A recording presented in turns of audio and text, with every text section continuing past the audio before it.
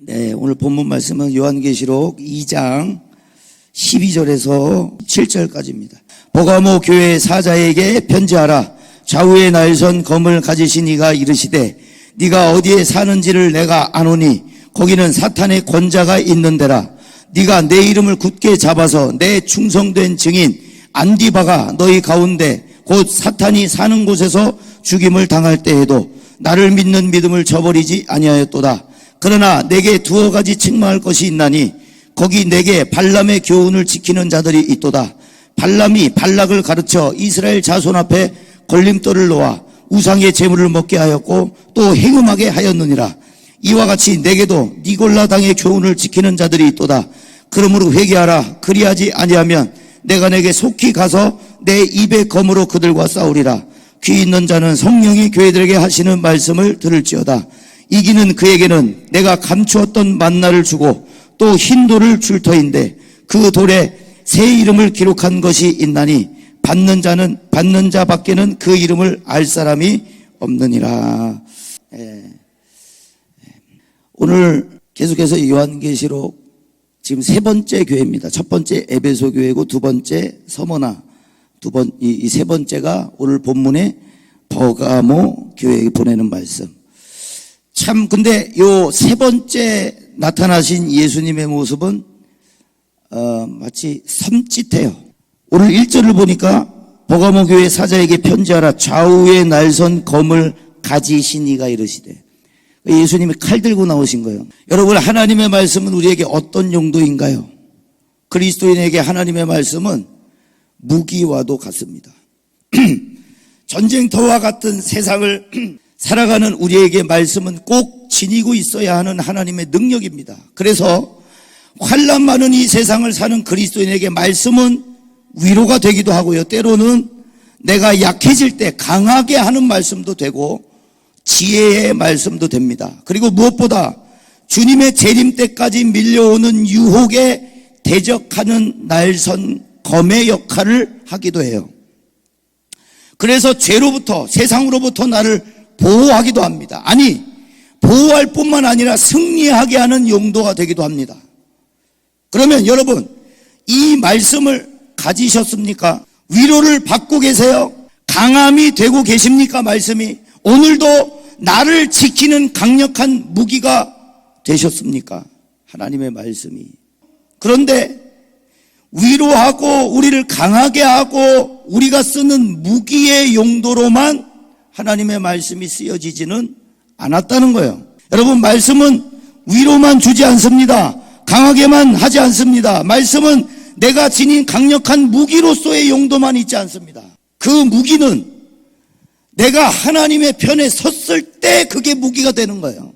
내가 하나님의 편에 서지 않았는데 하나님의 말씀은 나에게 더 이상 무기가 되지 않고 나를 찌르는 무기가 됩니다.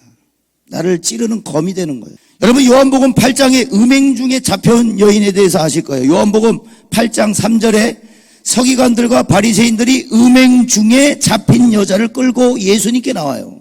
그러면서 하는 말이, 예수께 말하되 선생이여, 이 여자가 간음하다가 현장에서 잡혔나이다. 모세의 율법에 이러한 여자는 돌로 치라 명하였거니와 선생은 어떻게 말하겠나이까? 예수님을 시험합니다. 근데 예수님이 하시는 말씀은 굉장히 심플해요. 너희 중에 죄 없는 사람이 먼저 돌로 치라고 말씀하세요. 그 한 문장으로 끝났어요. 여러분, 하나님의 율법을 가졌고 그 율법을 지키는 사람들이었습니다. 그리고 그 말씀대로, 그리고 그 율법이 말씀하시는 대로 기준을 삼았던 자들이에요. 그런데 오히려 예수님은 심플하게 죄 없는 사람이 있다면 이 여인을 돌로 쳐도 좋다고 말씀하시는 거예요. 자신들이 믿고 지키고 의지한 말씀이 도리어 자신들을 향해 돌려질 때 하나님의 말씀의 검이 내가 쓰는 무기에서 갑자기 그 무기가 돌려져서 그 날과 창이 나를 향해 겨눌 때 자기 자신을 결국은 보게 만들었습니다. 여러분, 하나님의 말씀은 나 자신을 보게 만듭니다. 너희 중에 죄 없는 자가 먼저 돌로 쳐라. 하나님의 말씀은 이 역할입니다. 이 용도입니다. 우리에게 위로도 되겠지만, 힘도 되겠지만, 강력한 능력도 되지만 하나님의 말씀의 역할은 용도라 함은 나 자신을 보게 만드는 거예요. 여러분, 요한복음 8장 9절에 그 다음 말씀이에요. 그들이 이 말씀을 듣고 양심의 가책을 느꼈다. 양심의 가책을 느꼈다란 말은 내가 죄인인 줄을 봤다는 얘기예요. 아, 나도 죄 있는 사람이지, 이걸 알았다는 거예요. 양심의 가책을 느꼈다. 너희 중에 죄 없는 자는 돌로 쳐도 좋다라는 말에 아, 나도 죄인이지, 나를 보게 됐다는 거예요. 자, 그 다음 말씀은 어른으로 시작하여 젊은이까지 하나씩 하나씩 나가고 오직 예수와 그 가운데 섰는 여자만 남았더라. 여러분, 하나님의 말씀의 칼날이 결국 음행 중에 잡혀온 저 여인에게가 아니라 나를 향해 비춰질 때 우리는 비로소 회개의 기회를 얻게 되는 거예요. 나를 향해 비춰질 때 나에게 위로가 아닌, 에너지가 아닌, 무기가 아닌 도리어 나의 환부를 도려낼 수술용 메스로 맞닥뜨리게 된다는 것을 믿으시길 바랍니다. 그러나 양심의 가책을 느끼고 이들이 한 행동은 회개가 아니라 그냥 가는 거예요. 그냥 가요. 마주치기를 꺼려요. 아니, 나를 향해 견주는 하나님의 말씀의 검은 싫어요. 아파요. 양심의 가책을 느껴요. 진정한 나를 보게 만들기 때문에 인정하고 싶지 않아요. 그리고 그냥 가는 거예요. 양심의 가책만 느끼고 그냥 가요. 여러분, 예수님께서 원하셨던 것은 율법 준수가 아닙니다. 예수께서 가장 중요하게 여기셨던 건 생명이었어요. 생명. 자, 뭐가 가장 중요한지 보여주시는 거예요. 그래서 여인을 먼저 보호하셨어요. 음행 중에 잡혀온 여인을 먼저 보호하셨어요. 죄를 먼저 묻지 않고 돌 맞아 죽을 위기에 있는 여인을 먼저 보호하신 거예요. 생명만큼은. 자, 그런데 우리는 오해합니다. 주님은 언제나 받아주신다. 주님은 언제나 사랑하신다. 예수님에게는 모든 게 다 괜찮다. 사랑이시니까 다 넘어가신다. 나 구원 받았으니까 괜찮다. 여러분, 이거 위험한 생각입니다. 왜요? 넘어가 주신 건 딱 하나밖에 없어요. 돌 맞을 위기에서 벗어나게 하셨다는 거, 생명 지켜주셨다는 거, 그거 하나 넘어가신 거예요. 오늘 본문에도 나옵니다. 15절에 니골라 당의 교훈을 지키는 자들이 어디에 있다? 교회에 있다. 니골라 당의 교훈을 지키는 자들이 어디에 있냐면 버가모 교회 안에 있었어요. 여러분, 니골라 당의 교훈 뭡니까? 그리스도로부터 온 자유를 왜곡시킨 것. 그러니까 지금으로 얘기하면 영지주의 들어보셨을 거예요. 영지주의. 영적인 것만 중요하고 육적인 것은 중요하지 않다. 영적인 것만 선하고 육적인 것은 악하다. 영적인 것은 거룩한 일이고 육적인 것은 세속적인 일이다. 그래서 죄를 지어도, 육적으로 죄를 지어도 꺼리낌 없이 영만 거룩하면 된다. 그러니까 행위는 작게 만들고 영적인 거는 굉장히 높게 치부하는 거예요. 그래서 영지주의라 하면 영적으로 내가 구원받았기 때문에, 영이 구원받기 때문에 육은 마음대로 해도 된다는 교리가 영지주의입니다. 그게 니골라당의 교훈이에요. 여러분, 근데 이 니골라당의 우두머리가 누구냐? 니골라예요. 니골라가 누구예요? 사도행전의 초대교회 사도들이 말씀과 기도의 생활을 조금씩 소홀히 하니까 우리가 정신 차려야 된다. 우리는 말씀과 기도에 전무한다. 그러고 나서 교회에 신방하는 일, 교회 안에 사역하는 일을 사람들을 세워요. 7 집사를 세워요. 그 7 집사 중에 한 사람이 니골라입니다. 처음부터 니골라는 니골라당을 만들 만한 계획을 갖지 않았을 거예요. 처음부터 배교한 사람은 아니었을 거예요. 오늘 2장 에베소 교회에서 말씀하고 있는 것처럼 6절 에베소 요한계시록 2장 6절에 오직 내게 이것이 있으니 네가 니골라당의 행위를 미워하는도다. 나도 이것을 미워하노라. 하나님이 미워하시는 사상이에요. 교훈이에요. 영지주의. 그런데 그 니골라는 사도행전 초대교회의 7 집사, 충성했던, 그리고 사도들이 직접 뽑았기 때문에 믿을만 했던 집사 중에 한 사람이었어요. 여러분, 구원의 증표는 뭐예요? 여러분, 믿음은요, 우리의 영적인 신분을 바꾸지만 나의 육적인 생활을 동시에 바꿉니다. 그리스도인이라 하면 영적으로 충만한 건 맞지만 육신의 생활을 엉망진창으로 해도 된다가 아니에요. 그거는 지금의 이단 구원파가 하는 얘기예요. 구원 받았으니까 됐다는 거예요. 음행 중에 잡힌 여인이 예수께서 나를 정죄하지 않으셨으니 이제 나는 맘껏 쾌락을 즐기며 살래라고 한다면 문제가 심각합니다. 오히려 영적인 풍요로움은 육신의 생활에 열매를 내게 되어 있어요. 여러분, 너희는 세상의 빛과 소금이다라는 그 말, 추상적으로 야 우리가 빛이래, 우리가 소금이래, 다 그렇게만 알고 있어요. 여러분, 빛은 뭐예요? 빛은 복음을 얘기하는 거예요. 복음, 굿뉴스, 예수 그리스도의 십자가의 죽음과 부활, 그게 빛입니다. 그렇기 때문에 빛은 우리에게서 나오는 게 아니라 주님이 우리에게 주신 거예요. 이걸 가진 사람이 그리스도인이에요. 그래서 빛이에요. 그럼 소금은 뭐예요? 소금은 열매입니다. 복음이 있다, 내 안에 빛이 있다, 그러면 반드시 열매 맺게 되어 있어요. 성령의 열매는 사랑과 희락과 화평, 오래 참음과 자비와 양선, 충성과 온유와 절제니 이를 금지할 법이 없느니라. 여러분, 소금은 열매입니다. 그래서 만일 소금이 맛을 잃으면 무엇으로 짜게 하리요? 밖에 버려져 세상 사람들에게 밟힐 뿐이니라. 여러분, 열매 없으면 세상 사람들과 똑같습니다. 성령의 열매가 없으면 세상 사람들과 똑같은 거예요. 오히려 세상 사람들에게 밟히는 거예요. 너 기독교인이라며? 에이, 똑같네 나라. 그럼 밟히는 거예요. 밟히는 거. 빛이 있어요. 여러분, 복음이 있어요. 그러면 반드시 소금의 역할을 감당하게 돼 있어요. 썩지 않게 하는 거예요. 썩지 않게. 여러분, 바리새인들은 그들이 알았고 지켰고 믿었던 그 말씀이, 즉 그들의 위로였고 에너지였고 무기였던 삶의 기준이었던 그 말씀이 도리어 자신들을 향할 땐 양심의 가책을 느끼면서 걸려 넘어지게 되는 일이 생기게 되는 거예요. 그런데 반대로 음행 중에 잡힌 이 여인은 넘어졌어요. 넘어진 사람이에요. 그런데 예수님 때문에 오히려 일어납니다. 다 양심의 가책을 느끼고 그 자리를 떠나갔어요. 이제 예수님과 그 음행한 여인만 남았습니다. 뭐라고 하세요? 괜찮다고 하세요? 야, 음행 좀 할 수 있지 뭐, 괜찮아, 넘어질 수 있지, 괜찮아. 아니에요. 나도 너를 정죄하지 아니하노니. 여러분, 여기까지만 믿으면 큰일 납니다. 나도 너를 정죄하지 아니하노니만 믿고 신앙생활하면 신앙은 개판 나는 거예요. 다시는 가서 그 같은 죄를 범하지 말라까지 가야 되는 거예요.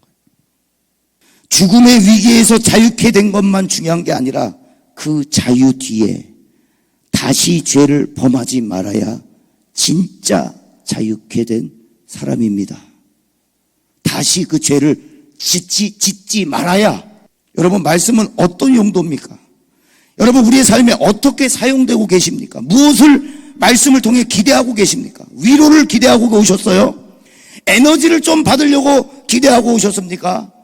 여러분, 말씀이 나의 어디를 드러내는지 기대하시기 바랍니다. 무엇을 보게 하실지 기대하시기 바랍니다. 적어도 오늘 여러분들이 읽은 이 요한계시록만큼은, 적어도 이 요한계시록이 마지막 때를 말하고 있다면, 지금이 마지막 때라고 한다면, 말세인 시대라는 것을 인지하신다면 결코 하나님의 말씀은 우리에게 위로나 에너지만을 주고 있지 않다는 것을 아시게 될 거예요. 여러분, 그게 없지 않아요. 위로가 없지 않아요. 있어요. 우리에게 힘도 주세요. 그게 없다는 게 아니에요. 그것만 이야기하고 있지 않다는 거예요. 자, 여러분, 예수 믿는 일은 저항하는 일입니다. 미움받는 일입니다.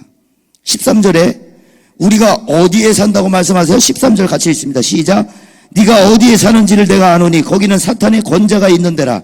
네가 내 이름을 굳게 잡아서 내 충성된 증인 안디바가 너희 가운데 곧 사탄이 사는 곳에서 죽임을 당할 때에도 나를 믿는 믿음을 저버리지 아니하였도다. 자, 오늘 본문의 버가모 교회 역시 서머나 교회처럼 순교자가 있었어요. 순교자. 여러분, 버가모 지역은 무역도 발달했고 여러 가지로 도시화되어 있었어요. 그러니까 한마디로 발전을 많이 한 곳이에요. 그러니까 풍요로웠던 도시입니다. 특별히 버가모는 신들의 도시라고 할 만큼 수많은 신전들이 즐비했어요. 모든 신전들은 다 버가모에 있었어요. 자, 그 중에 어떤 신전이 있었냐면 제우스 신전이 있었습니다. 제우스 신전. 아마 성경학자들과 주석가들이 하는 이야기는 사탄의 권자라고 하는 곳을 제우스 신전으로 보고 있어요. 자, 그러나 사탄의 권자가 있다고 표현하실 만큼 로마 황제 숭배와 음란과 쾌락이 난무한 도시, 그리고 이단과 다른 복음이 교회 안에 들어와 있는 위태로운 상황, 혼미한 상황이었다는 거예요. 자, 버가모 교회가 초대 1대 사역자로는 요한 3서에 나오는 가이오입니다. 가이오. 자, 2대가 누구냐면 바로 오늘 13절에 충성된 증인이라고 하는 안디바가 이어서 목회를 해요. 자, 안디바에 대해서는 제대로 나온 어떤 그 문헌이나 이런 것들이 좀 부족합니다. 그래서 설명을 하기가 좀 어려워요. 그런데 중요한 건 그 당시는 로마 황제 숭배가 흥행하고 있었던 때라는 거. 그래서 로마 황제 숭배를 거부한 자들은 반드시 불의 화형을 당하든지 참수형을 당하든지 죽음에 이르렀다는 것만큼은 분명합니다. 그리고 예수님께서 말씀하시잖아요. 충성된 증인이라고. 예. 안디바를 예수님이 그렇게 칭하세요. 충성된 증인이라고. 자, 그 안디바가 순교에도 불구하고요, 그 버가모 교회 성도들 믿음을 저버리지 않고 있었다는 것. 이게 버가모 교회 예수님이 하신 칭찬의 이유입니다. 지도자가 죽었는데 양들이 흩어지지 않고 여전히 나를 붙들고 있었다. 나를 믿고 있었다. 이것을 예수님이 버가모 교회에 칭찬하세요. 위협 속에서도 그리스도를 바라보았다는 것. 나를 믿는 믿음을 저버리지 아니하였도다. 예수님이 결코 이 마지막 때를 가볍게 이야기하지 않으셨습니다. 여러분, 마지막 때라는 것을 믿으십니까? 지금이 세상의 종말에 가까웠다는 것을 인지하세요? 마태복음 24장 6절에 난리와 난리 소문을 듣겠으나 너희는 삼가 두려워하지 말라. 이런 일이 있어야 하되 아직 끝은 아니니라. 민족이 민족을, 나라가 나라를 대적하여 일어나겠고 곳곳에 기근과 지진이 있으리니 이 모든 것은 재난의 시작이니라. 그때 사람들이 너희를 환난에 넘겨주겠으며 너희를 죽이리니 너희가 내 이름 때문에 모든 민족에게 미움을 받으리라. 그때 많은 사람이 실족하게 되어 서로 잡아주고 서로 미워하겠으며.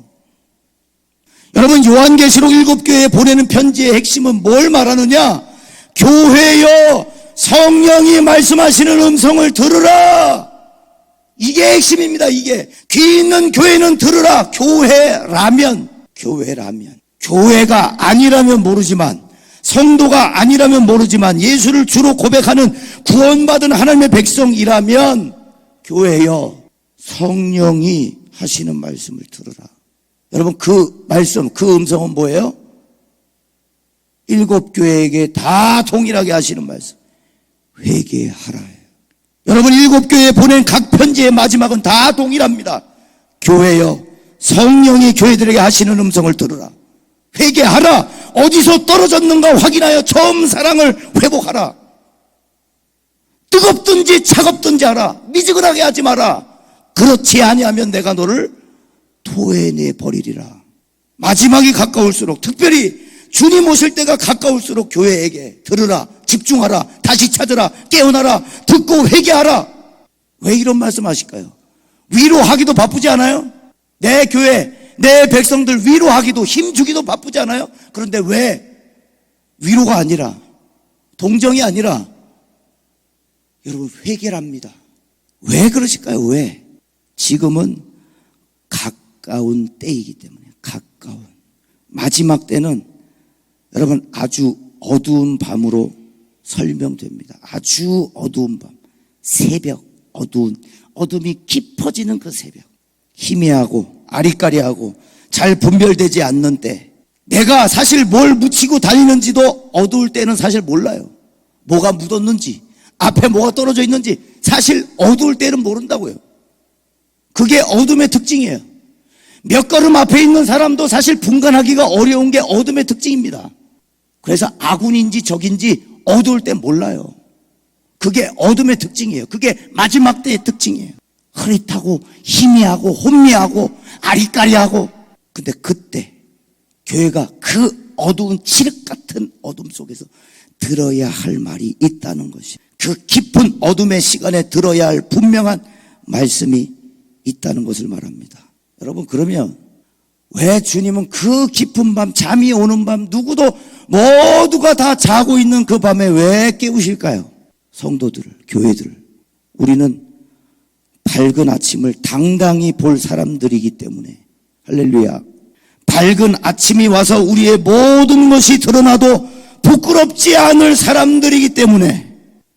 여러분, 잠깐 잠들 수 있습니다. 넘어질 수 있습니다. 그러나 너희가 교회라면 내 음성을 듣는다.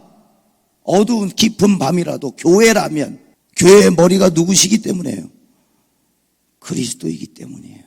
여러분, 믿음은 여기서부터 시작하는 거예요. 믿음은 내 머리가 누구냐부터 시작합니다. 몸이 머리의 명령을 안 듣는다, 못 듣는다, 머리로부터 통제를 안 받는다, 이건 반드시 장애가 생겨요. 오류가 생겨요. 문제가 생겨요. 고장이 생긴다는 거예요. 여러분, 손가락이 제멋대로 움직이고 발가락이 제 갈 길로 간다면 머리와 몸은 사실상 분리되어 있는 거예요. 사고 납니다. 손이 뇌의 말을 듣지 않으면 이건 제멋대로 움직이는 거예요. 누굴 팰 수도 있는 거예요. 어떤 걸 부실 수도 있는 거고, 이게 부러질 수도 있는 거예요. 손가락은 손가락만의 역할을 감당할 수 없어요. 몸에 붙어 있어야 하고 머리로부터 명령이 하달돼야 이게 움직여요. 머리로부터 명령이 하달되지 않고 제멋대로 움직이면 이건 누군가를 칠 수 있어요. 누군가를 때려요. 그리고 얘도 부러지는 거예요. 여러분, 깊은 어둠의 시간, 이 마지막 때 머리가 몸에게 하시는 음성을 듣지 못하고 있기 때문에 성령이 교회에게 하시는 말씀이 뭐예요? 여러분, 안타깝게도 위로가 아닙니다. 힘이 아니에요. 에너지 주려고 하시는 게 아니에요. 안타깝게도 회개입니다. 회개. 어디서 떨어졌는가 찾아야 하고, 내가 뜨거웠는지 차가웠는지 미지근했는지 내가 찾아야 되고 다시 돌아서야 돼요. 교회에게, 구원받은 하나님의 백성들에게 회개를 요구하신다고요. 회개를. 이게 주님 만날 준비예요. 여러분, 이게 주님 만날 준비하는 거예요. 이게 밝은 아침을 준비하는 거예요. 장차 드러날 것이 감춰지지 못하며 감춰진 것이 드러나지 않을 것이 없다는, 모든 것이 드러나는 날. 히브리서 4장 13절에 지으신 것이 하나도 그 앞에 나타나지 않음이 없고 우리의 결산을 받으실 이의 눈앞에 만물이 벌거벗은 것 같이 드러나느니라. 아모스 4장 12절에 이스라엘아, 내 하나님 만나기를 준비하라. 오히려 말씀이 나를 찌르고 그 말씀의 검이 나를 향해 겨눌 때 이 캄캄한 어둠 때문에 못 보던 나의 생활, 나의 실상, 나의 고집, 나의 위선, 나의 거짓, 나의 죄악과 마주하게 되는 거예요. 비로소. 그래서 깨우시는 거예요. 그래서 어두워 우리는 못 보기 때문에, 한 치 앞도 못 보기 때문에, 내가 지금 여기에 뭐 묻어 있는지도 어둠 때문에 못 봐요. 몇 걸음 앞에 적이 있는지 아군이 있는지도 못 본다고요. 그게 어둠이라고요. 그게 마지막의 특징이에요. 마지막 때에 할 수만 있거든 택하신 자들도 미혹하리라. 할 수 있다는 얘기예요. 택하신 자들도 사단이 미혹할 수 있다는 거예요. 7 집사 니골라가 배교했어요. 사도행전의 그 초대교회, 성령에 불받아서 뜨거웠던 초대교회 안에 신실한 줄 알았던 니골라 집사가 배교에서 요한계시록에는 니골라 당이 돼버려요. 그리고 예수님이 그 교훈을 내가 싫어한다고 말씀하세요. 미워한다고. 여러분, 우리 안에 일어나는 일, 엄청난 일이 일어납니다. 우리 안에 엄청난 일이 일어난다고요. 세상 밖에 버가모 지역이 황제 숭배하고 음란하고 쾌락한 것, 그 지역의 문제예요. 버가모 지역은 원래 그랬어요. 신전들이 많았어요. 제우스 신전까지 있어요. 그걸 예수님이 사탄의 권대라고까지 표현하셨어요. 버가모 지역은 따로 떼어내고, 그러면 교회는 버가모 지역은 그렇다 치자. 그러면 교회는, 여러분 오늘 이 시대에 어두운 새벽, 이 특별히 요한계시록을 우리가 지금 묵상하고 있는데, 말세 지말이라고 하는, 말세 중에 말세라고 하는 오늘 이 시대에 하나님이 무슨 말씀하시는지 우리는 들읍시다. 할렐루야. 교회여 들읍시다. 칠흑 같은 어둠이지만 우리는 일어나 봅시다. 밝은 아침을 만나기 전에, 주 예수를 뵙기 전에 우리는 좀 준비합시다. 밝은 아침을 좀 준비합시다. 그러니까 어두운 새벽 시간이라고 하는 건 여러분 깊은 밤을 얘기해요. 깊은 밤. 지금의 이 시대를 얘기하는 거예요. 제가 죄인 줄도 모르고 해요. 이게 적인지 아군인지 하나님이 싫어하시는지 좋아하시는지도 몰라요. 혼미해요. 그래서 희미해요. 뭐가 맞는지 모르겠어요. 영적으로 어두운 때를 말합니다. 즉 마지막 때. 그 특징은 뭐냐? 거짓 선지자가 많이 나오는 때라는 거죠. 어둡기 때문에 진짜인지 가짜인지 분간하기가 어려운 때예요. 어둡기 때문에. 여러분 어두운 시절을 보내고 계십니다. 적인지 아군인지 분간이 안 되는 시대를 살고 계세요.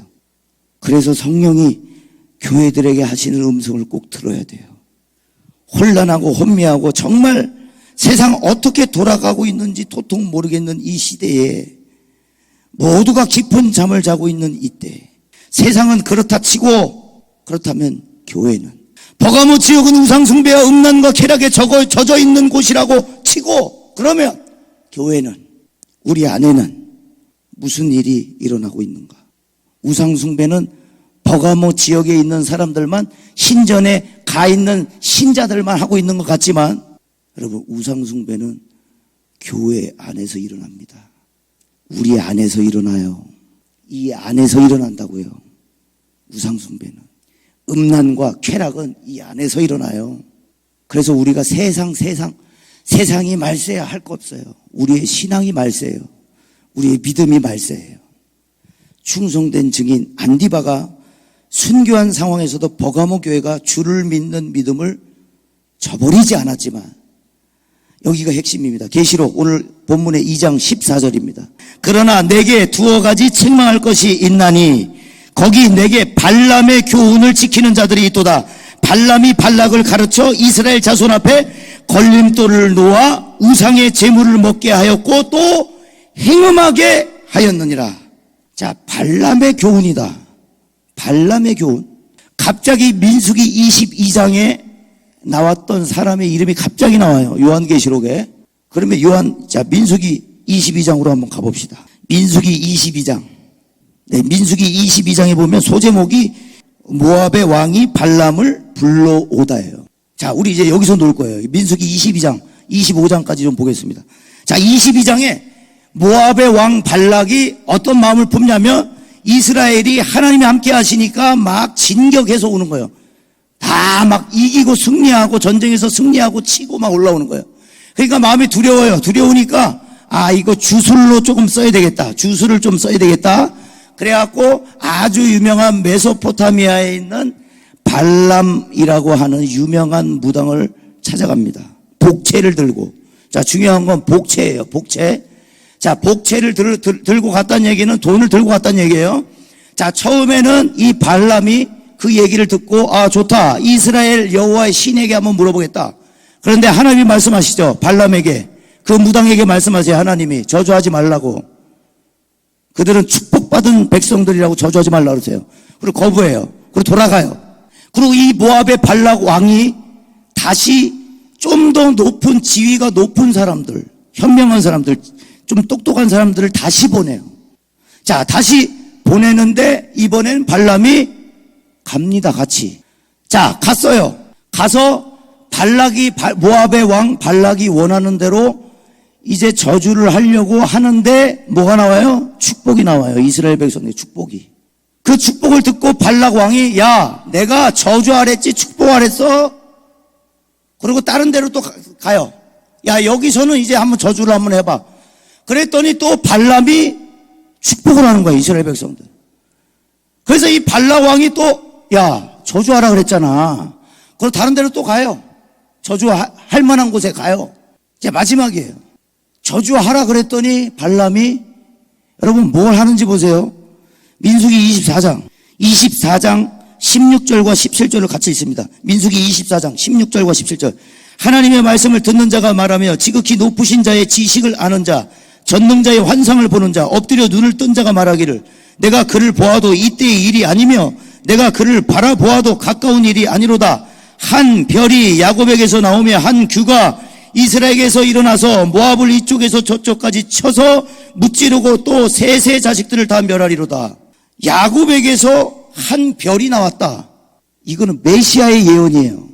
지금 무당이 뭐까지 하냐면 하나님의 성령이 일하시니까 메시아 예언까지 해버려요. 그러면서 이 발람이 계속 반복하는 얘기가 뭐예요? 여러분 24장 12절과 13절.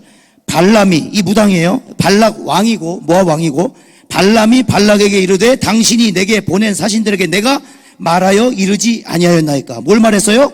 발락이 그 집에 가득한 은금을 내게 줄지라도 나는 여호와의 말씀을 어기고 선악간에 내 마음대로 행하지 못하고 여호와께서 말씀하신 대로 말하리라 하지 아니하였나이까. 야, 무당이 마치 신자인 것처럼 나는 여호와가 말씀하지 아니하신 것을 말할 수 없습니다. 어떻게 보면 이 신앙 고백을 하고 있어요. 당신이 내게 은금을 줄지라도 나는 여호와가 말하라고 한 것만 말할 수 있습니다 라고 얘기하고 있어요. 여러분 엄청난 믿음처럼 보여요. 그런데 보세요. 24장 마지막 절 25절입니다. 다 같이 있습니다. 시작. 발람이 일어나 자기 곳으로 돌아가고 발락도 자기 길로 갔더라. 여기서 발람이 일어나 자기 곳으로 갔다는 얘기는 자기 고향 메소포타미아 그 지역으로 갔다는 말이 아닙니다. 자기 곳으로 돌아갔다는 말은 고향으로 돌아갔다는, 원래 살고 있던 지역으로 갔다는 얘기가 아니에요. 자, 어디로 갔을까요? 민수기 31장. 자, 31장 8절이요. 31장 8절 다 같이 있습니다. 시작. 그 죽인 자 외에 미디안 5 왕을 죽였으니 미디안의 왕들은 에위와 레겜과 수루와 후루와 레바이며 또 부올의 아들 발람을 칼로 죽였더라. 처음에 모압 왕 발락이 사신들을 보내서 복채를 들고 갔어요. 돈을 들고 갔어요. 그런데 거부했어요. 왜? 하나님이 저주하지 마라, 따라가지 마라. 이스라엘 백성들, 축복받은 백성들이니까 저주하지 마라 그랬어요. 거부한 거예요.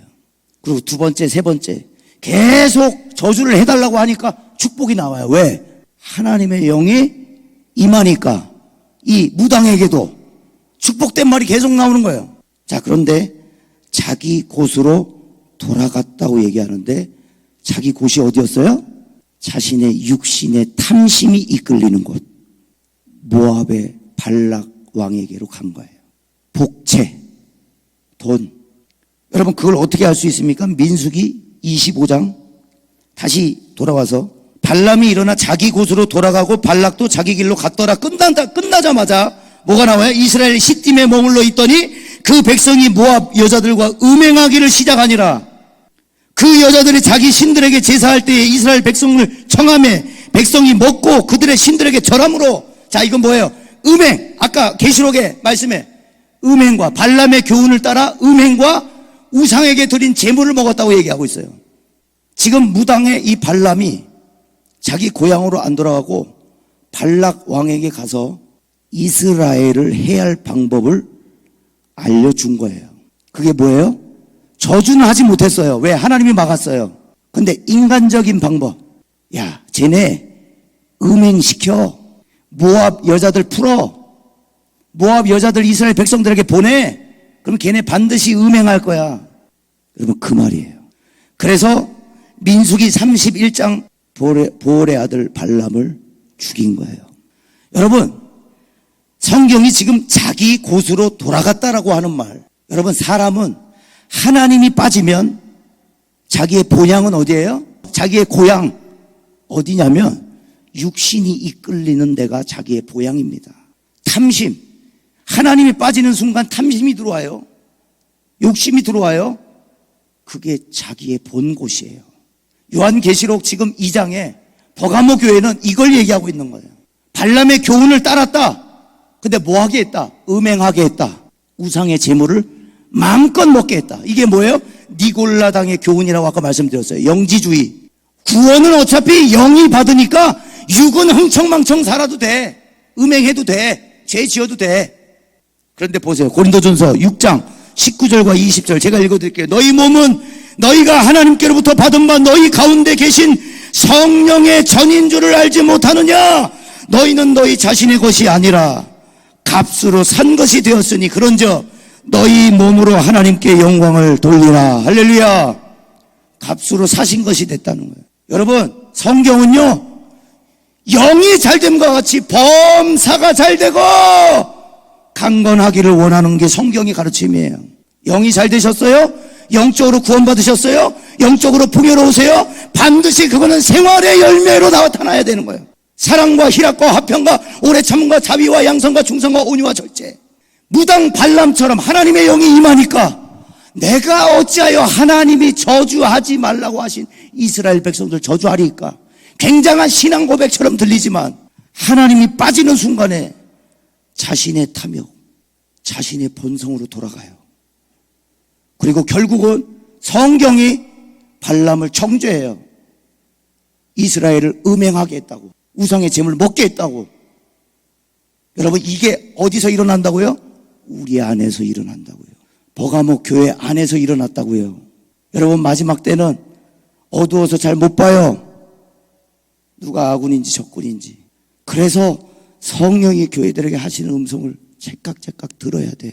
하나님의 말씀이 위로도 되고 힘도 되고 내가 정말 세상을 대적할 무기가 되지만 항상 이 말씀의 날은 나를 향해 있어야 돼요. 내가 검사받아야 돼요. 말씀 앞에서. 내가 위로받고 내가 힘도 주세요. 위로도 주실 거예요. 그런데 하나님의 말씀의 용도는 먼저 나를 찌르는 거예요. 나를 보는 거예요. 교회를 보는 거예요. 교회 안을 보는 거예요. 여러분, 우리 안에, 특별히 교회 안에도 니골라당의 교훈을 따르는 발람의 가치에 마음이 쏠리는 이들이 있다 이 말입니다. 무당 발람이 한 얘기에 홀려서 야, 발람도 하나님의 사람인가 봐. 아니요. 결국 그는 욕심을 쫓았어요. 복채를 쫓았어요. 그리고 이스라엘을 결국 음행하게 했어요. 그리고 요한계시록 지금 2장에 예수님이 니골라당의 그 교훈을 발람의 교훈과 같이 얘기하고 계세요. 음행하게 하는 행위였고 우상의 재물을 먹게 하는 행위였다고. 나 그거 미워한다고. 여러분, 우리도 그렇지 않습니까? 주님의 무조건적인 은혜와 용서를 믿고 의지하고 그리스도인들이 마땅히 행해야 하는 계명은 버리고 있지 않습니까? 사실은 그게 굉장히 매력적인 교리예요. 영적으로 구원받았으니까 육적으로는 좀 자유롭게 살아도 된다는 거. 음행도 하고 혼전순결도 좀 안 지키고 낙태도 좀 하고 괜찮다는 거예요. 내 영이 구원받았으니까. 그런데 여러분, 영이 구원받은 사람은 반드시 삶의 열매로 나타난다 그랬어요. 그래서 빛과 소금이라고요. 소금이 맛을 잃으면 세상에서 버림받습니다. 하나님에게 버림받는 게 아니라 세상에서 버림받아요. 너 교인이라며, 너 그리스도인이라며 세상에서 손가락질 받는 거예요. 마지막 요한계시록 17절에 여러분, 약속입니다. 뭘 약속하고 계세요? 만나를 약속하고 계세요. 만나. 요한계시록 2장 17절에 귀 있는 자는 성령이 교회들에게 하신 말씀을 들을지어다. 이기는 그에게는 내가 감추었던 만나를 주고 또 흰돌을 줄 터인데 그 돌 위에 새 이름을 기록한 것이 있나니 받는 자 밖에는 그 이름을 알 사람이 없느니라. 여러분, 저는 17절 말씀을 묵상하면서 받는 자 말고는 그 이름을 알 자가 없다. 야, 기대가 되더라고. 기대가. 야, 받는 자 외에는 이 이름을 알 자가 없다. 여러분, 만나를 약속하고 계세요. 만나는 예수 그리스도를 상징합니다. 그리고 지금 이 버가모 교회에 하시는 말씀은 예수 그리스도 플러스 예수 그리스도로부터 나오는 약속된 영생을 뜻해요. 만나는. 그리고 흰돌과 새 이름은 그 당시에 그 파티가 열리면 그 파티에 초대할 때 흰 돌을 주었다 그래요. 그래서 이게 청첩장 같은 거예요. 흰 돌이. 의미적으로 봤을 땐 하나님 나라의 잔치에 초대할 것이다. 근데 여러분 전제가 있어요. 이기는 자에게. 할렐루야. 이기는 자는 만나와 흰 돌과 흰 돌에 새 이름을 새겨준다. 이건 천국 잔치를 의미하는데 자격은 이기는 자에게. 여러분 이기는 건 어디서 이겨요?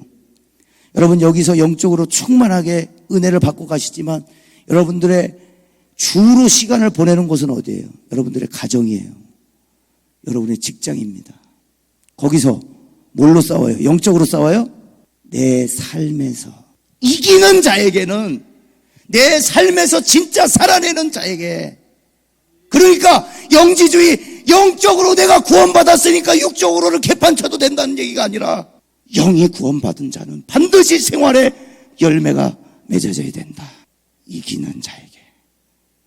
여러분 이기는 방법은 한 가지. 참 마음에 와닿는 찬양이 있어서 여러분 가사만, 시간이 좀 돼서 가사만 좀 읽어드릴게요. 예수님만을 더욱 사랑, 날이 갈수록 더욱 사랑, 고난이 와도 더욱 사랑, 내 삶의 고백 더욱 사랑, 주님 한 분만 더욱 사랑, 그 무엇보다 더욱 사랑, 그 누구보다 더욱 사랑, 내 영의 고백 더욱 사랑, 나 사는 동안 더욱 사랑, 숨질 때에도 더욱 사랑, 저 천국에서 더욱 사랑, 신부의 고백 더욱 사랑. 여러분 이기는 방법은 내 구주 예수를 더욱 사랑, 더욱 사랑. 여러분 마지막 가사는 신부의 고백 더욱 사랑이래. 여러분 일곱 교회에게 보내시는 편지의 핵심은 제가 지난번에 말씀드렸어요. 신부야 일어나라, 신부들아 깨어나라. 제가 이 말씀 묵상하면서 하나님 제가 꽃뱀이 되지 않게 해주십시오. 하나님 당신에게 있는 것 때문에 혹해서, 당신의 물질, 당신이 줄 수 있는 축복에 혹해서 당신을 따르는 사람이 아니라 신부가 되게 하여 주옵소서. 거룩하게, 그 신랑이 너무 좋아서 이 신랑하고 살고 싶어서 스스로를 결단하고 순결하게 하고 거룩하게 하고 구별시켜서 결혼의 날까지, 혼인잔치 날까지 성별하고 깨끗하게 하고 남자를 멀리하고. 여러분 이 과정이에요. 신앙, 우리의 신앙생활은 이 과정이에요. 이 과정, 신랑 맞을 과정. 근데 개 중에는 꽃뱀이 있다는 거예요. 하나님 나는 꽃뱀 되지 않기 원합니다. 나는 발람이 되지 않기 원합니다. 복채에 눈이 멀어서, 돈에 눈이 멀어서, 하나님 주시는 것에 눈이 멀어서, 하나님의 육체적 쾌락과 행음과 세상과 여전히 타협하고 있는 내 모습 거룩하게 신부가 되겠습니다. 하나님 신부의 영성을 주시옵소서. 신부의 영성은 단 하나예요. 신랑 사랑하는 거예요. 신랑 더욱 사랑하는 겁니다. 하나님 오늘 어둡고 캄캄한 마지막 이 시대에 아버지 눈에 보이지 않습니다. 아군인지 적인지 죄인지 선인지 하나님이신지 사단인지 보이지 않사오니 교회가 주님의 음성을 듣겠습니다. 주여 우리에게 신부의 영성을 허락해 주옵소서. 우리 주여 한번 외치고 동성하여 기도합니다. 주여.